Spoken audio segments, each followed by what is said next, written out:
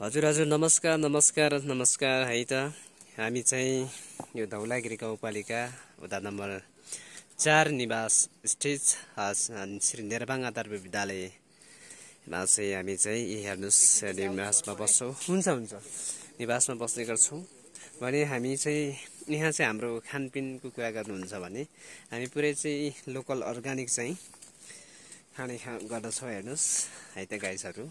अब सरले चाहिँ हाँस्नु भएको छ। मैले त एकदमै मैले चाहिँ सरलाई सुटुक्कै भिडियो बनाइरहेको अवस्थामा सरले देखिसक्नु भयो। अब देखिसके पछाडि चाहिँ सरको नजिकै जान मन लाग्यो। ल हेर्नुस् हाम्रो चाहिँ स्कुल क्वार्टर हाताभित्र हेर्नुस् है अर्गानिक सिस्नु छ। आहा तप्प टिप्नु भएको छ त सर। एकदम ल हेर्नुस् त।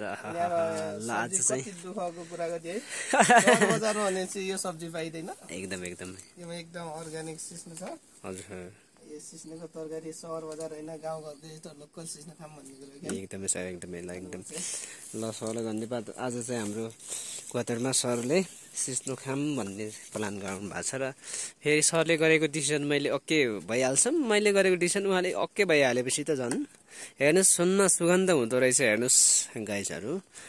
अनि यो हाम्रो चाहिँ विद्यालय हातामा यसरी अर्गानिक छ। अब हेरौं अझै हामीले चाहिँ बिस्तारै कतिसम्म रहन्छ। यहाँ चाहिँ हाम्रो सहकार्यमा यहाँ चाहिँ अब हामी चाहिँ यसमा चाहिँ यही करेसाबारी निर्माण गर्ने प्लानमा छु। हेर्नुस् यो जग्गा प्रशस्त छ। यो हाम्रो शौचालय है। यो शौचालय पछाडि पनि छ।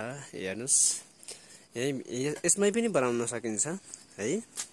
टक्क चाहिँ यसमा पनि छ।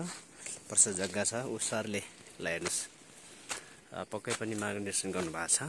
तरकारी खेतीमा एकदमै सिपालु अनुभवी हुँदो रहेछ। हेर्नुस् है त। यो हाम्रो चाहिँ विद्यालय हो। हामी यहाँ बस्छौं है त। हेर्नुस् है त। ल हेर्नुस् देख्न सक्नुहुन्छ रमाइलो वातावरण। ल हेर्नुस् यो हाम्रो विद्यालय है। है त। ल हेर्नुस् पारी डाँडा काँडा हैन उकाली ओराली भन्ज्याङहरू हेर्नुस् गुम्सिरहेका छन् है त। यतातिर चाहिँ हाम्रो धारा यतातिर चाहिँ छ यो शौचालय है त। यो चाहिँ विद्यालय है त। ल हस्त है त। फेरि सरतिर चाहिँ म गएको छु। सर चाहिँ व्यस्त हुनुहुन्छ। ल सर है त। ल धन्यवाद। हस् ल।